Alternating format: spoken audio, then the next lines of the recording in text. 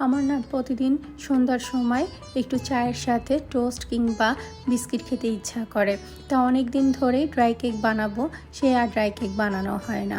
বাইরে থেকে কিনে নিয়ে আসা যায় ড্রাই কেক, কিন্তু এটাতে না অনেক ডালডা থাকে, খেতে বেশি একটা ভালো লাগে না, আবার মিষ্টিও অনেক বেশি থাকে। তাই ভাবলাম বাসায় একটু ড্রাই কেক বানিয়ে নেই।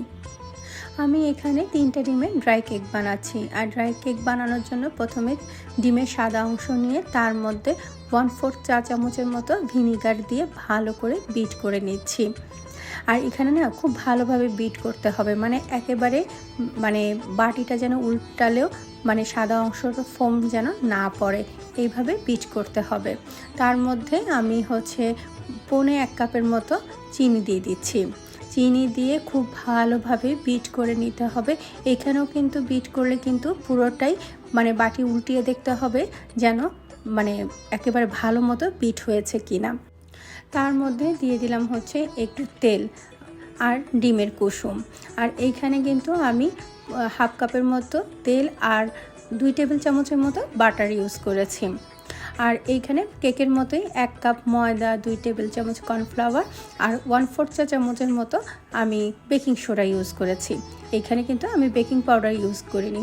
বেকিং পাউডার ইউজ করা যায়, কিন্তু আমি আর এখানে বেকিং পাউডার ইউজ করিনি।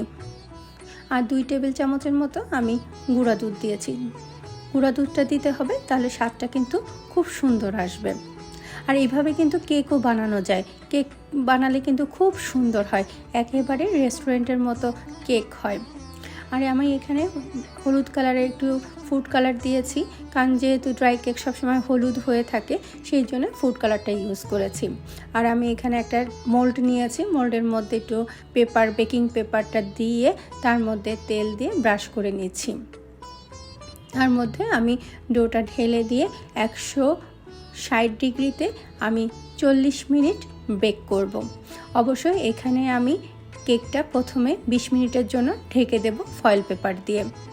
আর ভালোভাবে কিন্তু ঝাঁকিয়ে নিতে হবে যেন ভিতরে কোনোভাবে বাবল না থাকে। এই ফয়েল পেপারটা দিলে যেটা হবে যে কেকটার মাঝখান থেকে না ফেটে যাবে না, সমানভাবে ফুলে উঠবে। কারণ ড্রাই কেক তো মাঝখানে ফেটে গেলে তো আর ড্রাই কেক করা যাবে না, দেখতে খারাপ লাগবে, নর্মাল যে ড্রাই কেক পাওয়া যায় তার মতো হবে না। সেই জন্যে উপরে ঢেকে দেয়া। 20 মিনিট পরে কিন্তু অবশ্যই এই ফয়েল পেপারটা তুলে ফেলতে হবে। তোমরা চাইলে এখানে কিন্তু ডালডাও ইউজ করতে পারো, তবে ডালডার ক্ষেত্রে প্রথমে ডালডাটাকে আর বাটার দুইটা একসাথে ভালোভাবে বিট করে নিতে হবে, একেবারে পুরো ক্রিমের মতো করে। তারপরে আমি যে প্রসেসটা দেখিয়েছি ঠিক সেই প্রসেসেই তৈরি করে নিতে হবে।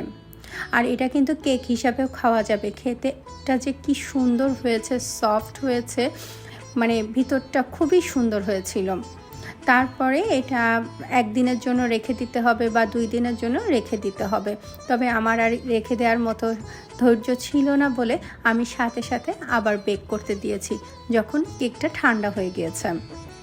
আর এটা বেক করেছি সবচেয়ে লোয়েস্ট আমার এখানে ছিল 100 ডিগ্রিতে 30 থেকে 40 মিনিট। তবে না আমি একটু ভুল করে ফেলেছি, এইখানে আমি 150 ডিগ্রিতে 30 মিনিট বেক করেছি, যার জন্য একটু বেশি কালো হয়ে গিয়েছে, রঙটা একটু বেশি এসে গেছে। খেতে কিন্তু অনেক মজা হয়েছিল, বিশ্বাস করো। আজকে এতটুকুই। সবাই ভালো থেকো, সুস্থ থেকো।